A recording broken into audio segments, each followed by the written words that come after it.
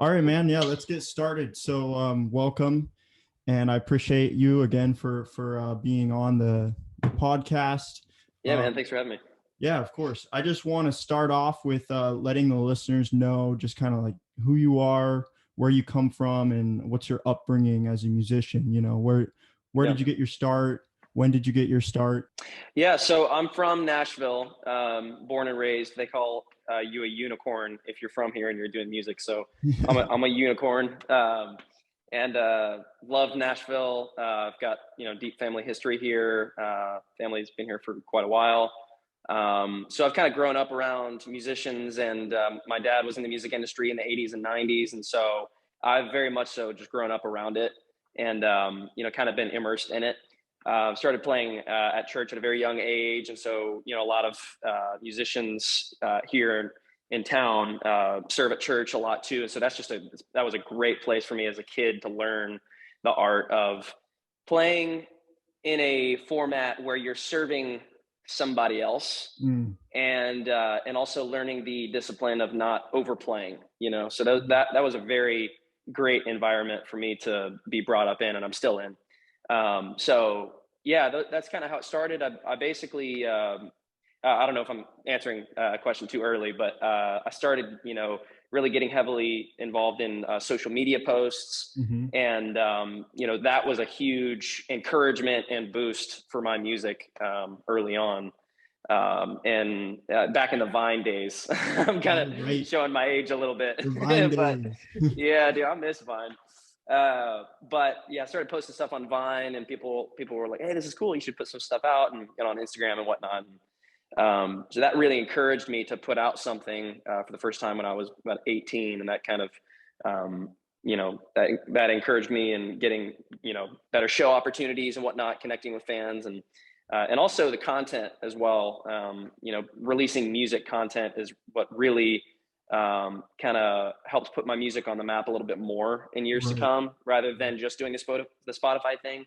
It helped me connect with a lot of people that I wouldn't have if I hadn't tapped into culturally what was going on and is still going on, which is sharing cool clips while you're Right. in the bathroom. That's just what Yeah, everyone yeah. does nowadays. They're sharing stuff with each other, and So you really so felt like you could use social media as a strength, as a tool for your platform. yeah, and it didn't like it wasn't like some master plan. Like, okay, I'm going to do this, and then people are going to follow me, and then I'm going to get them to follow my music. It just kind of happened naturally because I grew up doing YouTube videos. I Mm. had a brother who was really successful in the YouTube world, and so that kind of taught me a lot. I was doing that as a kid, and so grew up with video editing knowledge and content knowledge, and that's kind of served me well in my music passion, because I can Right. do video and I can do editing, but my passion is definitely music. So it's definitely served the greater passion for me. But I also enjoy it enough that about the only thing I would want to do video work for is something like music. So Right. it's been a good thing to have in my back pocket for sure. So, but Awesome. that's Like more or less how I kind of got started. you basically have a creative drive like all around, but your real, passion lies in the music. But For that sure. Yeah, creativity helps for give sure. you the tools that you need to kind of make things happen. So that's really Yeah. cool, man. Um, Yeah. let's talk about kind of your multi-instrumentalism, I guess. Yeah. Were you initially always driven towards the guitar, or were you kind of just whatever you could get your hands up? You mentioned, your upbringing playing in church, and I can relate to that. That's how I started Yeah. my music journey as well. And Yeah. um, yeah, tell me about kind of how you started picking up more instruments. Yeah, for sure. I The first thing I gravitated towards was drums. Like any other drummer, my mom has photos of me as a little baby, like hitting on pots and pans and stuff. Mhm. And so that's always been a kind of a secret passion of mine. I'm not trying to be a drummer by any means, but I love when I get to play. It's either on stuff of mine, or playing at church also, or even drumming for buddies and whatnot. But by no means am I trying to be like a professional drummer. I just love when I get the opportunity to do it. So, Right. but yeah, started on drums, and then I took piano lessons, which I really am thankful I was subjected to as a kid. Took a few years of piano theory, and learning classical pieces and whatnot. And that taught me a lot about the home base of music, which is what Mhm. piano is. It really is like, it is such a valuable asset and bit of knowledge to have as a Right. musician. When you're talking about things like Absolutely. intervals, you're talking about things like, scales. It just Yep. teaches you all of those in a very linear way. Whereas something like the guitar, like you can see on the guitar neck behind you, just like it's laid out in a very linear way, or it's laid out in a confusing Right. step way. It's like Right. every 4 or 5 frets, it changes in pitch, and you have to go up the next string up. Whereas something like piano, it's a lot more easy It's to kind of kind of laid out in front of you. yeah, Yeah. you can kind of visualize what's happening with the music from a left to right sense. So I was really thankful to have gotten that kind of training as a kid, and then a game called Guitar Hero came out, and so Is I that a got into game that. changer? Oh, dude, it was absolutely a game changer. I and a friend of mine, Melanie Faye, she actually said the same thing.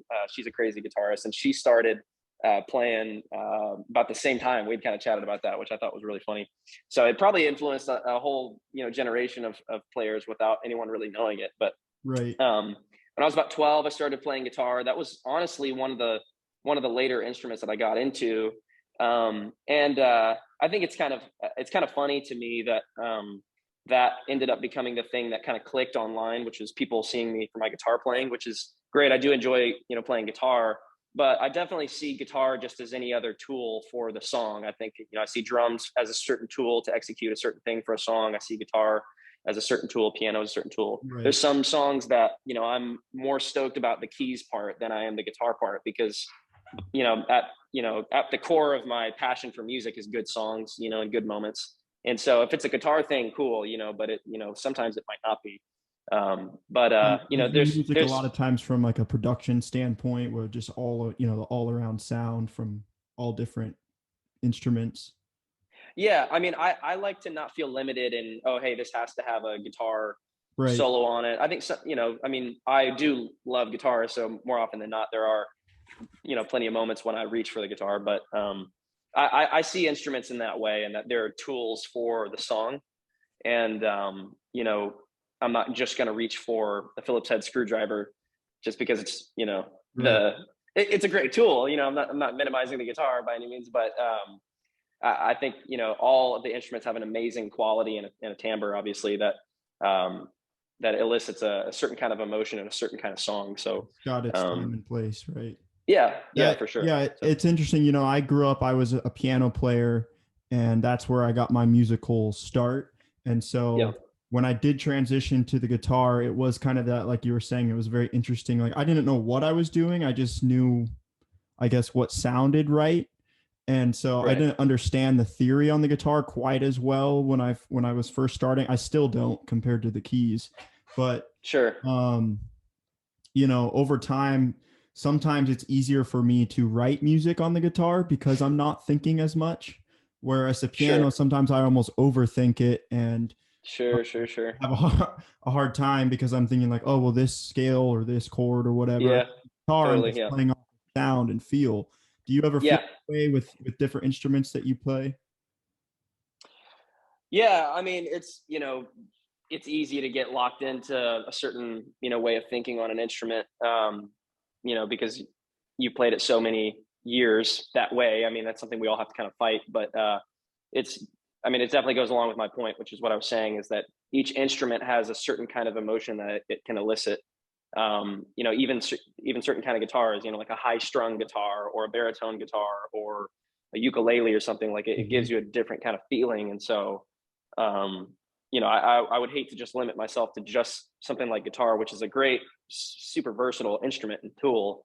But the way to get out of that mold is to try different things, and even on guitar, try something like different tunings or Mhm. any way that you can experiment to potentially find a new cool idea that you hadn't heard before. So Awesome, man. Yeah, well, on that note, let's talk about your songwriting. So, have you always been into songwriting? Is that something you've been in more in the more recent years? And kind of what is your go-to strategy when you sit down to write a song? Do you have to get kind of a spark of lightning, or is it something that you try to be more structured in the process, or does it just depend on the situation? yeah, I mean, I've had so many different experiences in songwriting, and so many songwriters have, that sometimes it comes to you, sometimes you dig for it, and there's never just one way. But for me, it usually comes from an idea that just pops into my head. This is the kind of the magic of music, is it just some stuff just pops in your head, and Right. you don't really know where it comes from, but it's you kind of capture those moments, and sometimes they can expire really fast. Like, you can be really excited about an idea, and you put it in your voice memos because you don't want to forget it. But Mhm. truth is, 99% of those you're gonna get bored with and never do anything with.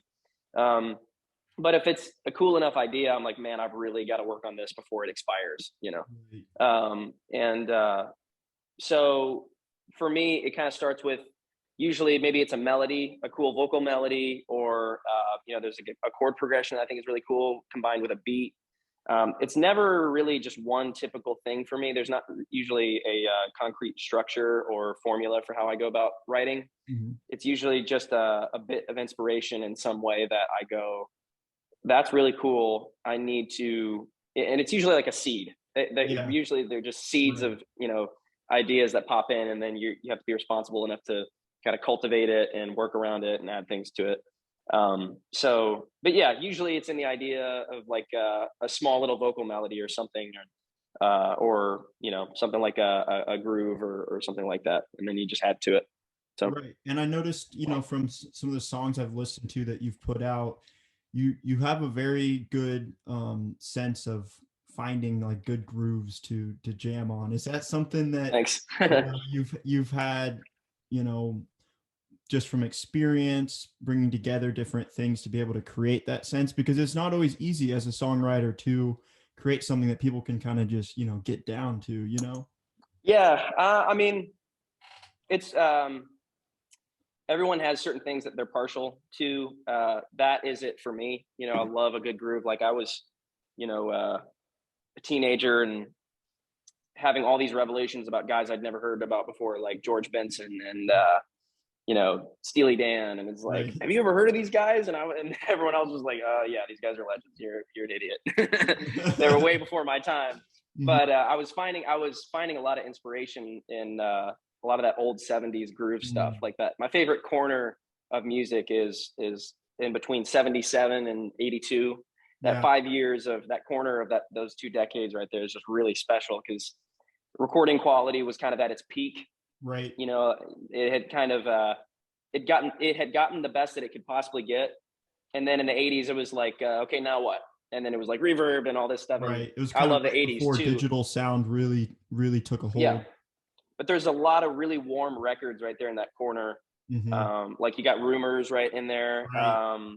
You've got an album by Dave Grusin called Mountain Dance, which is Mm. like, no one's ever heard of that record, but it is so good. It's just an instrumental record. Dave Grusin is like a soundtrack guy and like a Yeah. TV guy, and he recorded a lot of amazing instrumental music. And yeah, those are just two. Just I could say a lot more, but that whole era of music right there is just Right. so amazing, and it inspired me so much. Nile Rodgers, any of that '70s stuff, Hmm. Random Access Memories in a more modern sense, like they tipped the hat to that '70s era. Daft Punk did, and that kind of inspired me to carry that torch too, because Right. that really lit a fire in me. That Daft Punk record, and listening to George Benson at the same time, just how Yeah. like groovy those guys are.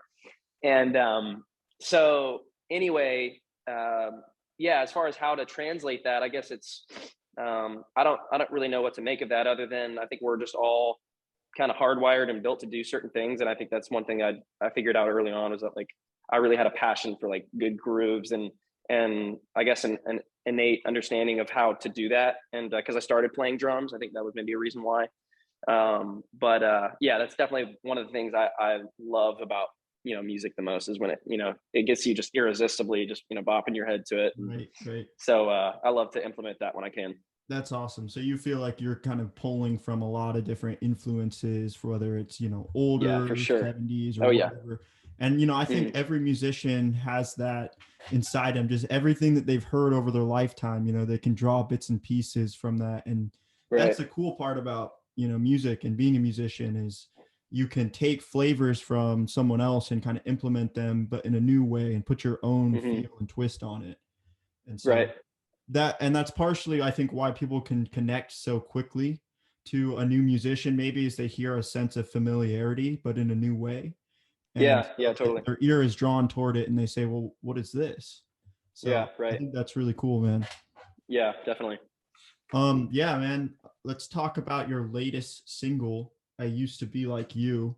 Yeah. Um, and tell me a little bit about your songwriting process, and like we can get into like a little bit about lyrics and different Yeah. stuff like that. Yeah. Let's do it. Yeah. I mean, that song is a very like, it's a very real song, about like what's happened in my life recently. So, I've, like I said, I grew up in church and have had an understanding of who God is, and have been surrounded by people who, um, have pointed me to their truth in life, which is rooted in the Bible and rooted in faith in Jesus Christ. And I've heard all that, and you can grow up in church and understand it and believe it, but maybe still not even experience it for yourself and know, you know, why do these people live this way, and why do they, claim this is the truth. You can kind of get by for a certain amount of years on living under the faith of others, but there Mhm. comes a point in your life when you really have to go, okay, do I believe this? Right. And I don't know if I misrepresented my walk in life, because I think a lot of people thought that I had never known the Lord and had never had faith in Jesus, but that all of Mm. a sudden I came to it. But maybe that wasn't necessarily the case, but it was in the case that it had surfaced in a way that it had never surfaced in my life before. So in a way, it was new. Um, but for me, like the last 2 years have just been interesting years as a creative person, and interesting in an optimistic sense. I could say maybe a lot worse about the last 2 years, but Mm. it's been a trying time for a lot of people, Right. and I definitely raised my hand to that. So yeah, I think it just got me in 2020. I was questioning a lot, like, what is true, in a good way, just kind of wrestling with a lot, and wrestling with what scripture says, and being around peers who are in the same area and same walk of life, questioning things, determining convictions and whatnot. And there was just a lot of really amazing transformative things that happened in that year, and about I guess last year, 2021, that just made me go, man, like this is so real. And they're personal Mhm. stories for me that, like, I can only, at the end of the day, only I can know that, like, that is true. And now I, I take to something like my creativity and music, and the platform that I have there, to help people understand, like, hey, I went through a time of really trying to understand if this was true or not. And I have, by the grace of God, like, experienced that it is true. And I have felt like him speak to me in ways that are undeniable. And I've seen things that are like, yeah, this is pretty dang true. Right. And I see my platform as a way to help people understand that, and hopefully come to the knowledge of that, because it's a beautiful thing. And this life is hard as it is, but you add something to it, like the beauty of knowing that there's a God who loves you and created you and has a purpose for your life, and he's always there, he's always listening. um, I think that just makes life a lot more um, justifiable. Right. Without that, I don't really know what I would be doing, all of this music for. And um and there's plenty of people who do it. I'm not saying that it can't be done, obviously, but for me, it became very clear that, like, this had impacted my life so much, and that it is very true. And at the end of the day, I'm going to die, and people are going to forget about my music. But, like, if I could, use it in this time of my life where I feel like I am getting so much inspiration and so much hope from Mm. this message of who Mhm. Jesus is, I want to do that and help people find that same peace and that same joy and all those fruits Right. of the spirit that says in Galatians 6. Love, joy, peace, patience, kindness, faithfulness, gentleness, goodness, self-control. All those things are the product of being in relationship with God. And um and so that effort in putting out that song was to share the truth of what I've experienced. Is like, man, like, the Bible really is an amazing book. It is historically, um, just one of the most dense and trustworthy books out there. It Mm. was the first book ever printed on the printing press. Um, you know, you know, ideologies and communicative patterns have been based on that book. I mean, Jordan Peterson talks about this a lot, about how you take away the Bible and you take away the very bedrock of communication in a way, and how our world is literally built on it, whether or not you like it. And I'm not going to attempt to philosophize too much, because that's Jordan's realm. But anyway, it's all like very true. And I don't even say just for me, because I don't even like that phrase of "it's true for me," because that insinuates that there's another avenue or another path for you that could do just the same, because I really don't believe that there is. I think there really is something significant about the person of Jesus Christ, whether or not you believe in his divinity. The truth is like, he was a real person who lived 2,000 years ago, and there's a lot of historical evidence that proves that this guy really lived, and he really did claim to be God, and he really did a lot of things that are hard to explain other than this dude really was God, Right. And so anyway, all this swirling around in my head, and all this truth that I've been surrounded by in my whole life, now finally making sense and making a personal impact to me. I felt like I had to do something with it, with my music. And Bob Dylan did the same thing in the late 70s, and that really inspired me. He put out a record called Slow Train Comin', which is one of my favorite albums. And he just, in a very candid way, in a very Bob Dylan way, talked about what had impacted him at the time. Right.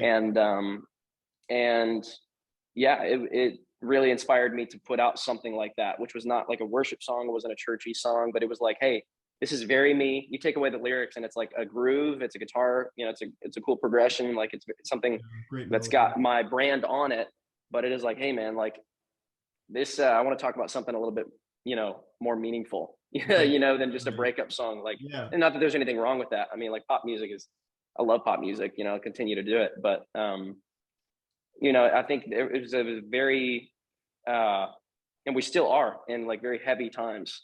And so for me, I wanted to share something that had made all the difference, Right. And it had made it had given me maybe that sounds dramatic, but it gives you a reason to live without any sense of what eternity is, and that without any unmovable and unchanging God. There's inherently just a vanity to life in that kind of lifestyle, and not living for something greater than yourself. And maybe that something greater than yourself is something like treating others well. And I think that's great. That's great. But I'm talking even more than that. I'm talking about something that outlasts even human life, Right. Which is the message of the gospel. So right. Kind of a long answer, but I mean, that's really, impacted my life, and it's really added to the man that I am today. And, I don't want to be quiet about those things that are very, personally transformative in the best ways. And if it can help somebody else, because it can, if they're willing to see the truth in it, I would love to be a vessel for that, Right, man. That's awesome. And so you feel like, especially in the last couple of years, you've had kind of like a renewal of your faith almost. And sometimes when you're kind of born and raised in like a church or a different or whatever situation it might be, you don't always understand the why factor. And so kind of the sense I was getting from your answer is that in the last few years, you've really started to kind of understand more why you believe what you do, and where your faith stands, and that it's been almost a renewal of that. Yeah, 100%. And, through difficult times, I think that's like God, he works in that way. In the scriptures, you'll see stories of how he, uses adversity. Not that I believe that he, necessarily has fun, bringing us through hard times or doing tough stuff to us or whatever, but, certainly in a way that a good father does, like he disciplines his children, and he allows them to, even in ways, sometimes I'm not a parent to any adults, but, at some point you have to let your kids go on the path that they want to go, whether or not it's good for them, whether or not it's good for them. You let them experience the consequences of their own choices so they can learn lessons, and that's one thing that really, that that's a lesson I learned in 2020 and 2021 is like, man, like life without God is not nearly as good as life with God. You know, there's just like so much peace, and it's not about the benefits of knowing God. It's not about that. It's literally like a relationship, dude. It's like a friendship, and it's he's a father figure, and Jesus Christ is this. I mean, I think it's in Romans. It talks about he's the firstborn among many brothers and sisters, and how he exemplified this life that is so transformative and so beautiful. And you know, following that has been a discipline that I picked up in this last year to a new level of like, man, like Jesus really is, there's something different about him. I think there's a reason why people take that name in vain, and people love to misuse it, because there's a human tendency to vandalize things that are beautiful. And so what does that say about something like the person of Jesus? I think, you know, that I think that the fact that people there is controversy and skepticism and blasphemy about this person, not that alone proves that there is something to him, but I think it adds to the proof that there is something significant about him. Right, man. I mean, that it showed through that song. I mean, you could sense just how it was a very deep personal song for you. And those lyrics kind of came across, and it caught my ear when I was listening to it. So Yeah, thanks for cool. kind of elaborating on that. And Yeah. let's talk a little bit about like what's some of like the best advice that you've gotten from some other musicians that maybe you look up to. And you're right in Nashville, and I've only been there one time, and man, it's Music City, man. It's Yeah, it is. I mean, and Austin's a big music city too, but Nashville, I mean, when you walk down Broadway, it is just, you know, everywhere you walk, there's just music coming out of every floor of every building. Yeah. And so, yeah, man, tell me about kind of your experience in Nashville, and kind of what's some good advice that you've gotten from other musicians you respect in the industry. Yeah. Well, I mean, I love being in a city where there's so much talent, there's so much creativity happening, because it automatically makes you step up, you know, your level of excellence without even thinking about it. You know, the standard of musical excellence here is just insane, and I love that. It pushes me. But you know, I think the things that impacted me early on and being in the music scene here was friends of mine who were further down the road than I was back then in their careers, of either having the bigger gigs at that point or whatever. I really looked up to them, and I there were a few opportunities when I got to do some gigs with these people, and you know, just like wanting to glean from them and like learn some things from them. And the things that I will never forget learning and what made impressions on me were actually the personal one-on-one connections. Whereas you know, a friend of mine, I talk about this quite a bit actually, my buddy Drew Schroyer, he's a drummer here in town, and at the time he was you know, he was on a tour opening up for Pentatonics and whatnot. He was doing the arena thing, and you know, really looked up to him, and was excited to get to play some music with him. And I remember doing a recording session with him at one point, and he helped me, you know, carry in my gear, and you know, helped me with a hand, offered to, you know, lend a hand in getting some gear in the house, and we just had great conversation, and he treated me. I just remember his humility and how he walked in his success, you know, because he was someone I looked up to and wanted to get to know, and now we're, you know, good friends, and that's made a lasting impression on me. That like, that's not necessarily a piece of musical advice. It's just but it definitely is relevant. You know, Right, it's when you're working with people, like, be a pleasant person to work with, and you know, I think that's just good life advice in general. Is take interest in other people, and don't be too big for your own britches, and that's actually biblical too. You know, to bring it back to the Bible, that's something the Bible talks on. I can't remember exactly the passage, but it's in Romans, I think 3, maybe. I could be wrong on that, but it's in Romans. It talks about like, don't be unwilling to associate with people who are lesser than you, or who are it doesn't say it quite like that, but be willing to associate with people of lower position. I think that's what it says. Right. That's the actual wordage. And that's like what he did, and that made an impression on me. And so I think that's a really great thing. Obviously, you know, it's natural to at the end of the day, you do have to, when you're talking about taking, taking opportunities or whatever, you want to take opportunities that can add to your career and whatnot. And you want to be around people who are going to help you and benefit you. Obviously, those are great. But, not missing those unique opportunities where you can inspire someone to, I don't know, just be a better creative person to work around and Right. to have a better spirit, with. So that really impacted me. In the same way with my buddy Kurt Henderson, he's a great friend of mine. He was actually someone who really helped me learn the social media game in a way, as far as a game in the sense of just connecting with the right pages and meeting people and being intentional about connecting with people and working with other creatives. He and I got to do a video early on together, and that helped kind of spur on my following. And but I remember more than anything him just being so willing to do it, and us just being such great friends, and there not being this obvious sense of, oh, he's kind of the bigger guy in this sense, and he's helping me out, and I'm just here to glean from him. Like, it's not that, it's just a good friend. He's a good dude Right. and Yeah. great player, and that really really inspired me. So and I've seen plenty other people in my life exemplify that. I think that's a huge thing. Is just be a pleasant person to work with, and people are going to want to be around you and be good at what you do. And a lot of, this is cliche, but it's the hours you spend in your room alone working on stuff that get you to the point where people are impressed with your work in public.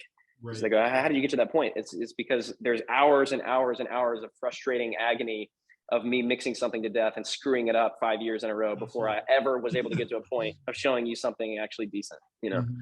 and that really is true. Is like, if you're not alone and messing up and getting frustrated and putting the hours in and getting your hands dirty, it's like you're not progressing. So it's like, don't be afraid. And this is still even true to me today, like, don't be afraid of the late at night dirty work of, just putting in the hours. That's really where any sort of progress comes from.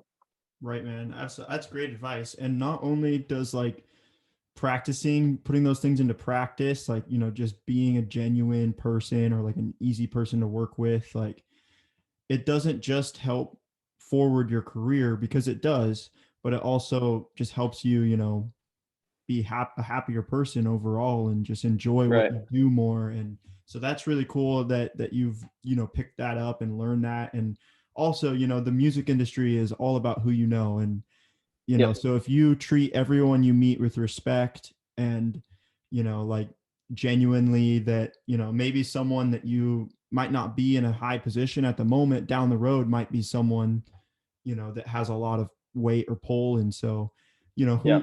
how you treat people can really have an effect down the road and the different Yeah, opportunities definitely. you might get. Definitely. Yep, Really, for really sure. good advice, man. Yeah, for sure. I got the opportunity a couple days ago to interview Jamie Mahubrick, and he's a keyboardist on tour with John Mayer right now. He's a session guy. He's been working in the industry for a really long time.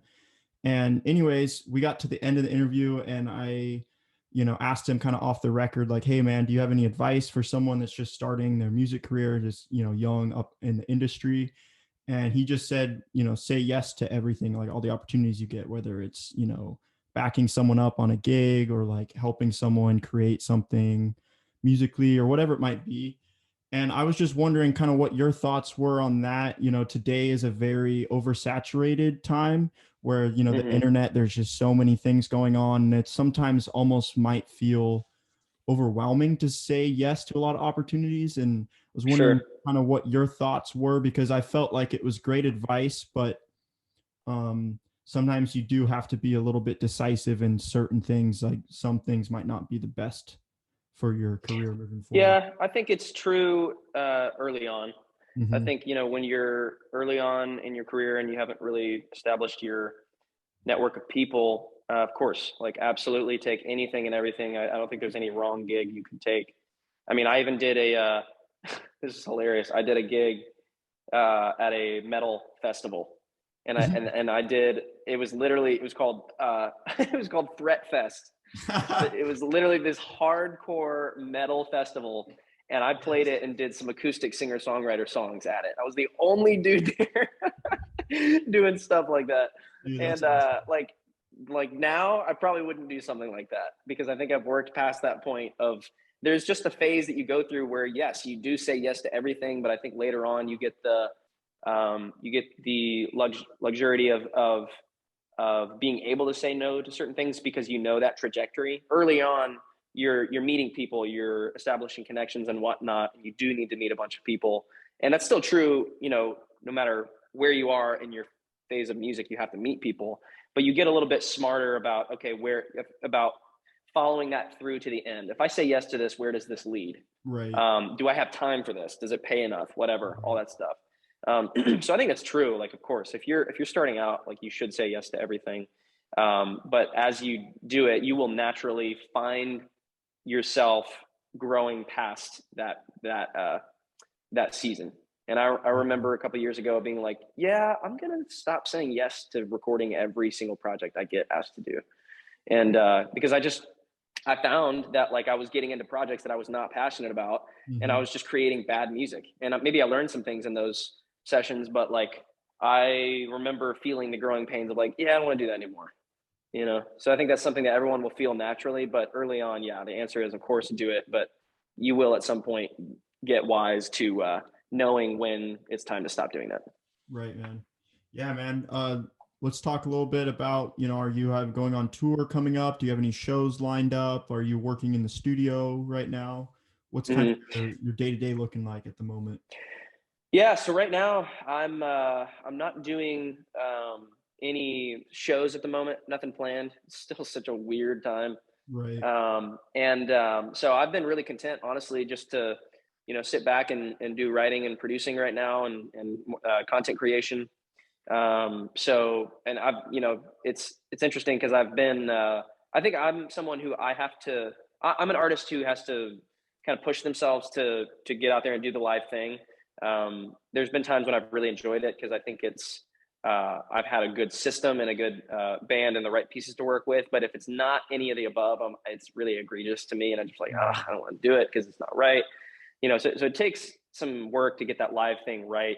And I've gotten it pretty close, but there's still been some work there to be done, I think, for me in kind of establishing that live show and getting Right. that to my level of standard and for what I know it can be.